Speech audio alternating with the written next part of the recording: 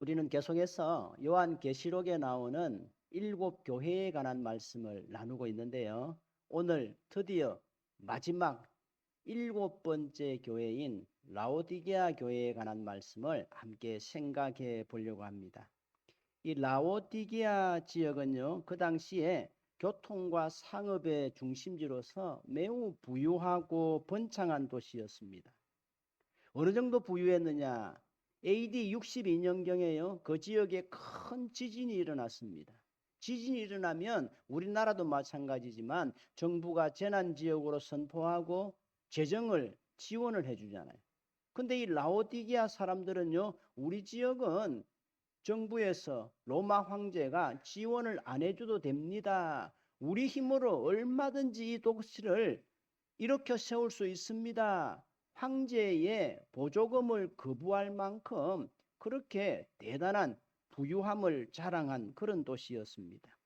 게다가 유명한 의과 대학이 있었기 때문에 특별히 세계적으로 눈병 치료, 안과 질환으로서는 따라갈 도시가 없었습니다. 그러다 보니까 라오디게아 사람들은요, 굉장한 자부심을 가지고 살아가는, 내가 라오디게아 시민이다, 내가 라오디게아 도시의 한 사람이다라고 하는 굉장한 자부심을 가지고 살아갔다는 거예요. 그들의 자부심이 어느 정도였느냐?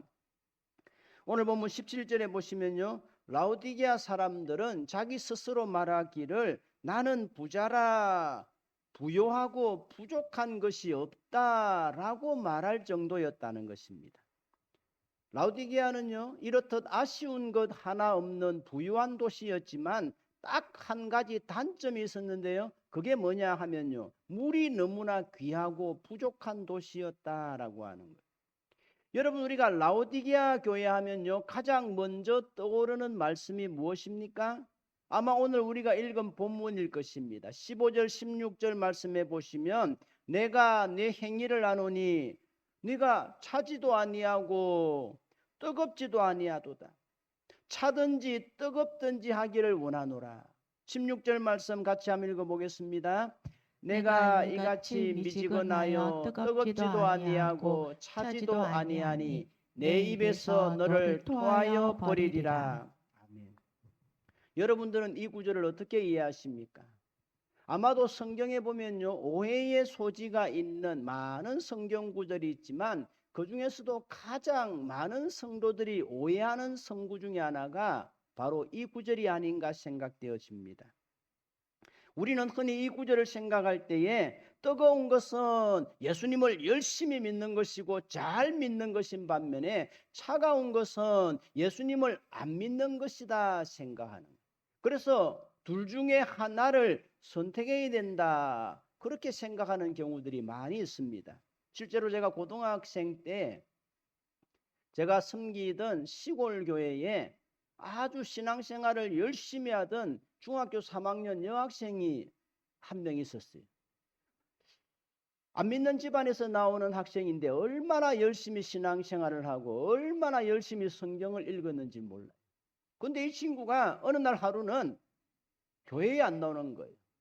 무슨 일이 있나 싶었는데 계속해서 교회를 나오질 않는 겁니다. 그래서 선생님과 친구들과 부장 집사님이 몇 번이나 찾아갔는데 그때 그 친구가 뭐라고 이야기를 하냐 그러면 요한계시록에 보면 너는 차든지 뜨겁든지 해라.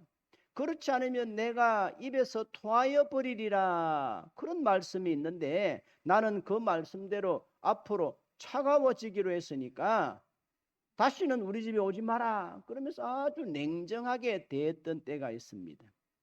그런데 이 구절은요, 그런 뜻이 아닙니다. 이 구절을 우리가 좀 더 잘 이해하려고 하면요, 이 라오디게아 지역의 지리적인 특성에 대해서 우리가 좀 이해할 필요가 있는데요, 라오디게아 지역은요, 물이 부족한 도시인 반면에 북쪽으로 한 11km 좀 떨어진 곳에 히아라볼리라고 하는 도시가 있습니다. 이 도시는요, 굉장히 유명한 온천 도시였어요. 물도 많고 뜨거운 온천수로서 굉장히 유명한 도시였습니다. 사진에 나오는 것처럼 이 히에라볼리라고 하는 도시에서부터 돌로 만든 수도관을 연결해서 이 뜨거운 물을 라오디게아 지역으로 공수를 받았습니다. 그런데 한 10km 이상이나 되는 그 물이 히에라폴리에서는 뜨거운 온춘수를 보냈는데 10km 지나오는 동안에 식어져서 미지근하게 되어지는 거예요. 또 근처에 골로새 지역은요, 또 지하수로 찬물로 유명한 도시였습니다. 그런데 그곳에 지하수도 수로를 통해서 공급을 받았는데 이 라오디게아 지역에 올 때쯤 되면 미지근하게 되어졌다는 거예요. 그래서 라오디게아 사람들은요, 내가 차지도 아니하고 뜨겁지도 아니하다라고 하는 이 말의 의미를 누구보다도 잘 알고 있었다는 것입니다. 실제로 라오디게아 교회 성도들은요, 부유한 도시에 사는 사람들답게 생활이 편안하고 안정되다 보니까 신앙생활에 어떤 간절함도 없었고요, 어떤 뜨거움도 없었다라고 하는, 문자 그대로 뜨뜻미지근한 신앙생활을 하고 있었습니다. 신앙생활을 하기는 하는데 믿음이 있는 것도 같고 없는 것도 같고, 열심히 신앙생활 하는 것도 같고 아닌 것도 같고, 기도생활을 하는 것 같기도 하고 안 하는 것 같기도 하고, 봉사생활을 하기는 하는데 열심히 하는 것은 아니고 대충 하는 것 같고, 교회를 사랑하는 것 같기도 하고 안 사랑하는 것 같기도 하고, 그야말로 뜨뜻미지근한 신앙생활을 하고 있었다는 거예요. 이 때문에 라오디게아 교회는요, 요한계시록에 나오는 7교회 중에서 예수님으로부터 칭찬 한마디 듣지 못하고 책망만 들은 교회로 남아있다는 것입니다. 우리 주님은요, 라오디게아 교회를 향하여 뭐라 말씀하십니까? 16절 말씀을 다시 보시면요, 내가 이같이 미지근하여 뜨겁지도 아니하고 차지도 아니하면 내 입에서 너를 토하여 버리리라 엄히 경고하시는 거예요. 그럼 이 말씀의 의미는 무엇인가요? 여러분, 혹시 커피 좋아하세요? 커피 좋아하시는 분들 중에서 따뜻한 커피 좋아하세요? 아니면 차가운 냉커피를 좋아하세요? 취향에 따라서 뜨거운 커피를 좋아하는 분도 있을 것이고 냉커피를 좋아하시는 분들도 있을 것입니다. 그런데요, 아무리 커피를 좋아하는 분들도 냉커피면 냉커피지, 온커피면 온커피지, 다 식어버린 미지근한 커피를 좋아하시는 분들은 아무도 없다는 거예요. 미지근한 커피는요, 이 맛도 저 맛도 아닌 것이 맛이 없어서 토해버리고 싶은 것입니다. 육개장이나 설렁탕도 마찬가지지요. 탕은 뜨거운 맛에 먹는데 미지근하면 맛이 없는 거예요. 또 어떤 음식이든지 미지근하면 잘 상합니다. 그래서 냉장고에 넣어서 시원하게 하든지 아니면 매일 아침에 혹은 저녁에 그 탕을 펄펄 끓여서 데펴야 되는 거예요. 그래야 상하지 않습니다. 우리 신앙도 마찬가지입니다. 날마다 우리의 신앙을 데워야 되는 거예요. 예배로 데우고 찬양으로 데우고 기도로 데우고 늘 데워서 뜨겁게 해야 상하지 않는 것입니다. 그럴 때 힘 있는 신앙생활 할 수가 있는 거예요.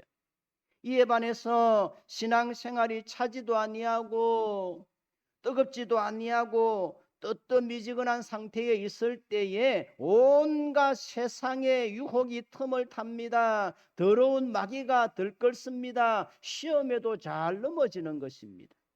또 이렇던 미지근한 신앙의 사람들은요, 예배를 드리는 자리에 앉아 있지만 하나님이 오늘 주신 은혜에 대한 기대의 마음이 전혀 없는 것입니다. 그러니 하나님의 말씀을 아무리 들어도 반응이 없는 거예요. 이런 사람들은 신앙생활에 열정도 은혜도 간절함도 생기질 않는 거예요. 라오디게아 교회가 그랬다는 겁니다. 라오디게아 교회 성도들은요, 나름대로 부자였고 부족한 것이 없었습니다. 세상적으로는 성공한 교회고 세상적으로는 성공한 성도들처럼 보였습니다.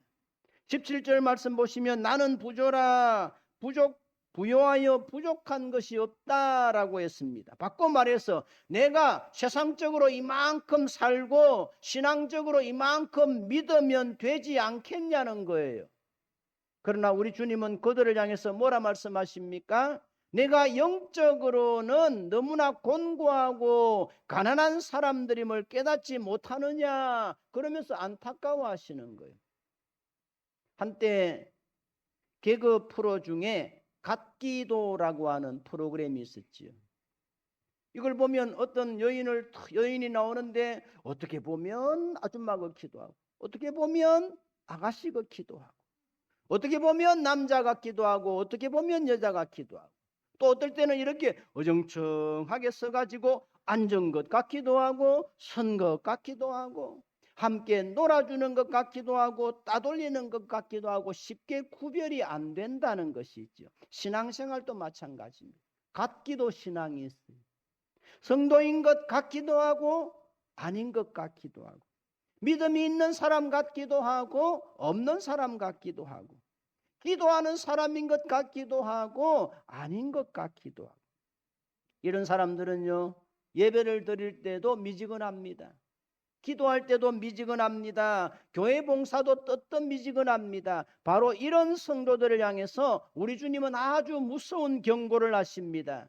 내가 이같이 미지근하여 뜨겁지도 아니하고 차지도 아니하니 내 입에서 토하여 버리리라.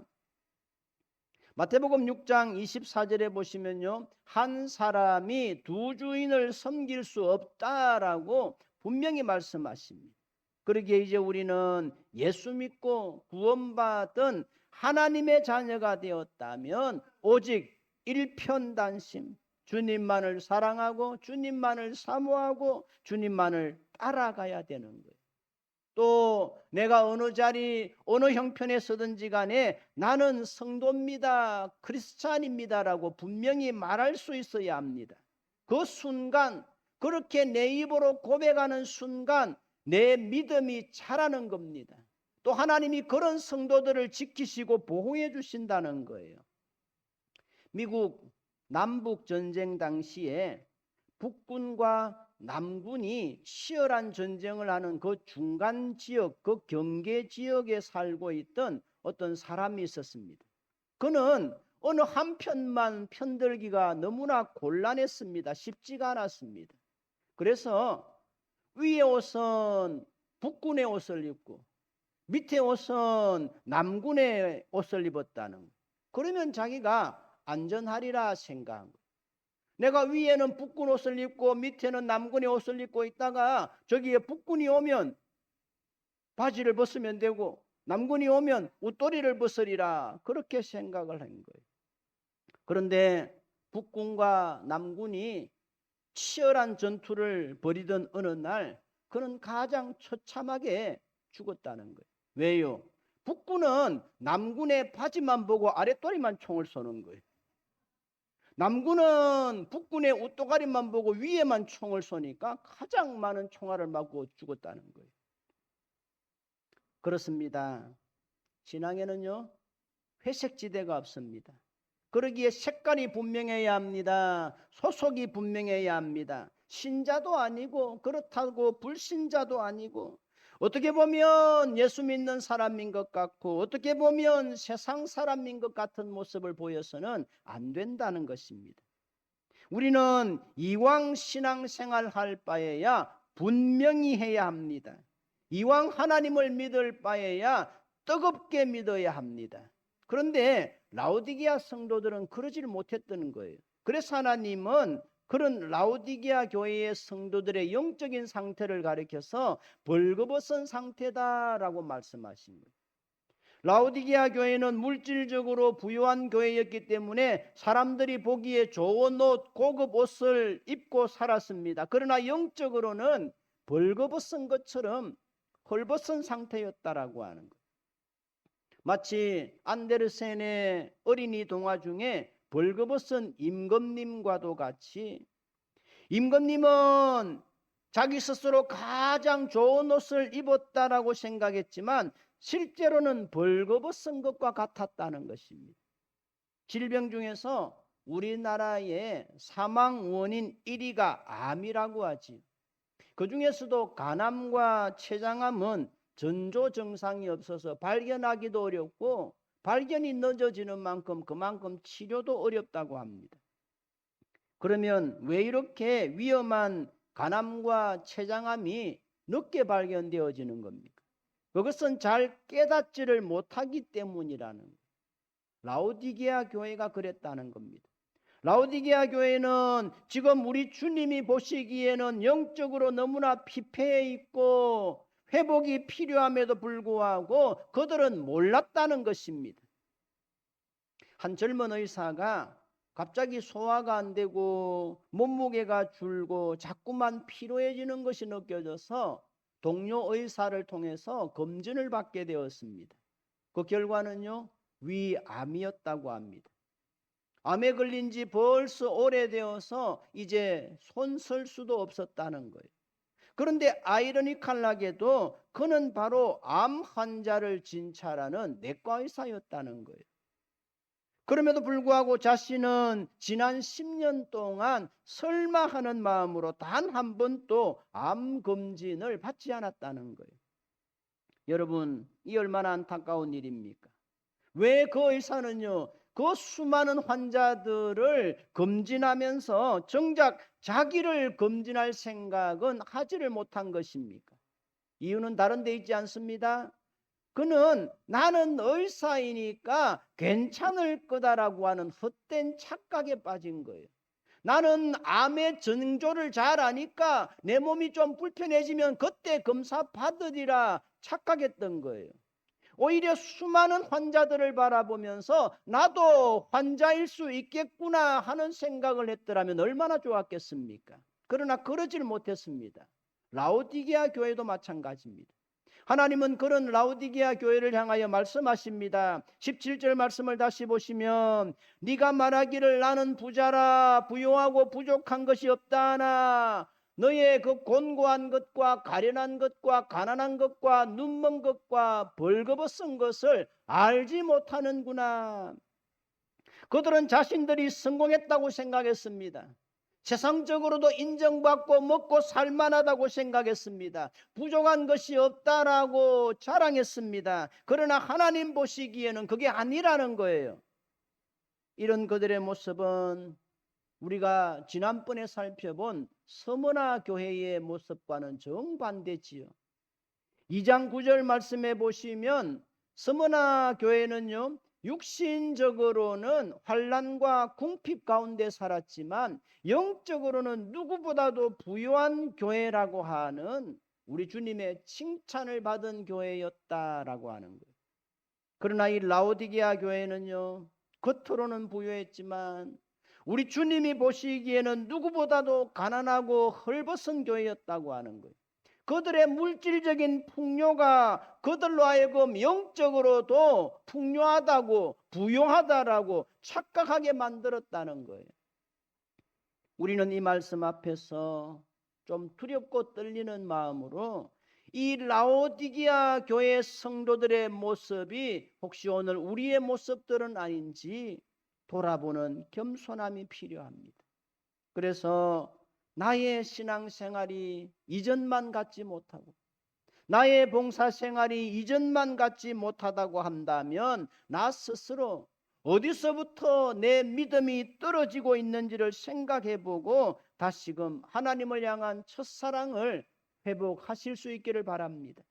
그래서 누군가 여러분에게 집사님 요즘에 여전도의 기간 모임에 잘 안 보이시던데요, 기도의 시간에 잘 안 보이시던데요, 집사님 예전에는 안 그랬는데 요즘은 왜 그래요, 무슨 일 있어요 라고 하시거든. 이것은 그 사람의 소리가 아니라 오늘 또 사랑하는 마음으로 여러분들을 찾으시고 안타까운 마음으로 여러분들을 찾으시는 하나님의 음성으로 들으실 수 있기를 주님의 이름으로 축복합니다. 그래서 다시금 회복의 자리에 서시는 여러분 되시기를 간절히 바랍니다. 우리가 어떤 건물을 짓거나 벽돌을 쌓을 때에는요, 청량줄이라는 게 있죠. 벽돌을 쭉 쌓으면 줄을 내려서 이 벽돌이 건물이 바른지를 확인하는 겁니다. 담을 쌓아 올리다가 청량줄로 재어 보니까 담이 좀 삐뚤어졌다, 한쪽으로 기울었다 싶으면요, 어떻게 해야 합니까? 시간이 좀 걸리더라도 그 부분을 무너뜨리고 처음부터 다시 쌓아야 되는 거예요. 그런데 그러질 않고 대충 눈 가림으로만 넘어가다가는요, 나중에 더 큰 낭패를 당하게 되는 것입니다. 그러기에 우리는 늘 우리의 인생이, 우리의 신앙이 부실공사가 되지 아니하도록 하나님의 말씀의 청량줄로 간혹 점검하면서 살아가야 되는 것입니다. 우리의 사업이, 우리의 장사가, 우리의 가족관계가 겉만 번지르한 것은 아닌지, 겉보기에만 화려한 것은 아닌지 늘 점검해보고 혹시라도 잘못된 부분이 있다면 지금이라도 고치고 새롭게 시작해야 되는 거예요. 그게 지금 당장은 손해를 보는 것 같고 시간도 더 많이 걸리고 힘도 더 많이 들지만 나중에 지내놓고 보면 훨씬 더 이득인 것입니다. 사람들이 건강검진을 하는 이유도 마찬가지입니다. 오랫동안 건강한 몸으로 살아가고 싶거든 건강검진을 자주 받아야 합니다. 그래서 몸에 이상이 발견되면 어떻게 합니까? 어떻게 해야 합니까? 부끄럽다고 돈이 든다고 그냥 숨기고 넘어가면 안 되는 겁니다. 그러다가 진짜 큰일이 나는 거예요. 부끄럽지만 돈이 들지만 지금 내 몸이 병들었다라고 하는 것을 인정하고 약을 먹어야 합니다. 치료를 받아야 합니다. 수술을 해야 합니다. 그래야 삽니다. 그래야 병을 고칠 수가 있는 거예요. 우리의 신앙생활도 마찬가지입니다. 내가 제대로 신앙생활 잘 하고 있는지 자주 점검해야 합니다. 그래서 예배가 지루해지고 교회 가는 게 재미가 없고 교회 봉사가 부담이 된다면 뭔가 지금 내게 영적인 문제가 있다는 것을 알아야 합니다. 좀 힘이 들지만 고통스럽지만 좀 자존심이 상하고 체면이 구겨지지만 그럼에도 불구하고 내가 잘못되고 있구나, 지금까지 내가 신앙생활을 잘못하고 있었구나 인정하고 새롭게 시작하는 믿음의 용기가 필요합니다. 그래야 내 신앙생활이 회복됩니다. 내 영혼이 삽니다. 신앙생활을 하면서 기분 따라 하면 안 됩니다. 감정 따라 하면 안 됩니다. 자존심으로 하면 더 안 됩니다. 최면으로 하면 더 안 됩니다. 신앙생활을 하는 중에 뭔가 답답한 일이 있고 막히는 일이 있으면 그 이유를 찾고 새롭게 시작하는 게 참된 믿음이고 용기입니다. 사업을 하거나 장사를 하다 보면 빚을 질 수가 있습니다. 그러나 도무지 갚을 수 없을 정도의 빚이라면 어떻게 해야 합니까? 차라리 부도 신고를 하고 빚잔치를 내는 게 더 빠릅니다. 바닥을 치고 새로 시작하는 게 더 낫습니다. 그런데 체면 때문에 자존심 때문에 사업이 괜찮은 듯 금방 누군가 조금만 도와주면 일어날 듯이 그냥 살면 안 됩니다.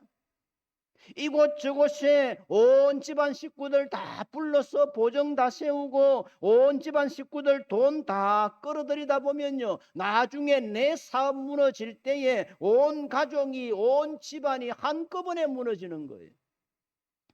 그것을 아시는 우리 주님은 라오디게아 교회를 향해서 책망만 하신 것이 아니라 해결 방법을 말씀하시고 치료법을 제시해 주십니다. 그게 뭔가요? 18절 말씀 우리 함께 읽겠습니다. 내가 너를 권하노니 내게서 불로 연단한 금을 사서 부요하게 하고 흰옷을 사서 입어 벌거벗은 수치를 보이지 않게 하고 안약을 사서 눈에 발라 보게 하라. 아멘. 먼저는요, 내게서 불로 연단한 금을 사서 부요하게 하라 말씀하십니다. 여기서 말하는 불로 연단한 금은 믿음을 말합니다. 우리가 자주 부르는 찬송가 가사에도 보면 금보다 귀한 믿음은 참법에 되도다. 금보다 더 귀한 믿음이라고 고백합니다. 손에 있는 부귀영화는 다 헛되지만 우리의 믿음은 어떻다고요? 금보다도 귀하다. 우리가 찬양으로 고백하지 않습니까? 그러기에 여러분, 우리는 우리의 물질이나 재산은 혹시 잃어버리더라도 금보다 더 귀한 믿음만은 꼭 지켜가게 되시기를 바랍니다. 18절 중간에 계속해서 보시면요, 흰옷을 사서 벌거벗은 수치를 보이지 않게 하라 말씀합니다. 라오디게아 지역은요, 목축업이 발달했습니다. 그래서 품질 좋고 값비싼 양모, 양털로 만든 고급 옷이 많은 도시였습니다. 그러기에 그들은 멋진 옷을 입고 자기들의 부를 자랑하기도 했습니다. 그러나 아무리 화려하고 값비싼 옷을 입었다 하더라도 그 옷이 그들의 죄를 가릴 수는 없었습니다. 그러기에 우리 주님은 그들에게 흰옷을 사서 입음으로 부끄러운 수치를 면하라고 말씀하시는 거예요. 여러분, 이게 무슨 말인가요? 이것은 하나님이 주시는 은혜의 옷이고 보혈의 옷이고 믿음의 옷을 의미합니다. 그 옷을 입음으로 너희들의 부끄러움을, 죄를 가리라는 말씀이지. 18절 계속해서 보시면 또 안약을 사서 눈에 발라 보게 하라 말씀하십니다. 앞에서도 말씀드렸다시피 라오디게아에는 유명한 의과 대학이 있었는데 특별히 눈, 안과에 관한하는 세계 최고의 실력을 자랑했습니다. 또 그들이 만든 안약은요, 그 효력이 탁월했습니다. 그런 라오디게아 교회 성도들에게 우리 주님은 뭐라 말씀하십니까?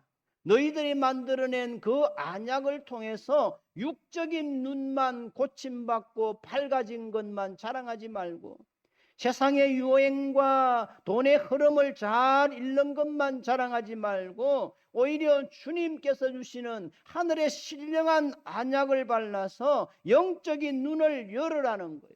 그래서 너희의 부족함을 보고 또 하나님이 보여주시는 신령한 하나님의 나라를 바라보아라는 것입니다. 여러분, 오늘 여러분의 눈에는 무엇이 보입니까? 혹시 세상 것만 보이지는 않습니까? 좋은 아파트만 보이고 좋은 차만 보이지는 않습니까? 그러나 우리는 물론 그런 것들도 보아야 되지요. 그러나 더 나아가서 우리 주님이 원하시는 것도 보아야 할 줄로 믿습니다. 그러기 위해서 우리는 기도해야 합니다. 그런데 18절 말씀을 자세히 보시면요, 계속해서 반복되는 단어가 하나 나오는데 그것은 뭐냐 하면요, 살아라고 하는 단어입니다. 우리 주님은 내게서 살아라고 하는 말을 3번씩이나 강조하시면서 불로 연단한 금을 사고 흰옷을 사고 안약을 사라고 말씀하십니다. 여러분, 우리 주님은요, 은혜로 거저 주시는 하나님이신데 왜 갑자기 사라고 말씀하십니까? 이것은요, 진짜 돈을 주고 사라는 말이 아니라 대가를 지불하라는 말씀입니다. 여러분, 우리가 자녀들을 좋은 대학에 보내기 위해서 얼마나 많은 시간과 돈과 정성을 투자합니까? 그런데 가장 확실한 투자처인 천국에 대해서는, 예수님에 대해서는 투자를 잘 안 합니다. 투자가 인색합니다. 그래서 지금 우리 주님은 우리의 믿음이 자라기 위해서 또 저 영원한 천국을 소유하기 위해서 예수님께 시간을 드리고 물질을 드리고 정성을 들여서 투자하라는 것입니다. 그게 사라는 말씀의 의미입니다. 바꿔 말하면요, 이왕 예수 믿는 거 좀 결단하고 믿음의 좁은 문으로 들어가는 수고를 하라는 말씀입니다. 그럴 때 더 은혜가 넘치는 신앙생활 하게 될 뿐만 아니라 우리의 믿음이 자라고 더 힘 있는 신앙생활, 더 확신 있는 신앙생활 하게 될 것이라는 말씀입니다.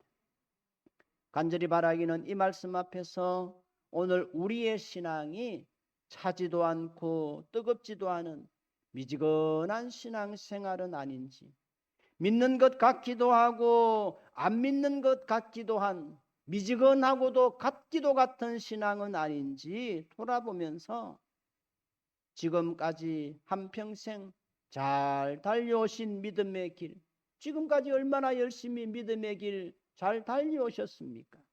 지금까지 잘 달려오신 것처럼 우리 주님 오시는 그날까지 우리에게 주어진 믿음의 길, 좁은 길, 십자가의 길 잘 달려서 천국의 영광을 보고 우리 주님의 영광을 바라보게 되어지는 귀하고 복된 성도님 되어주시기를 우리 주님의 이름으로 축복합니다. 아멘.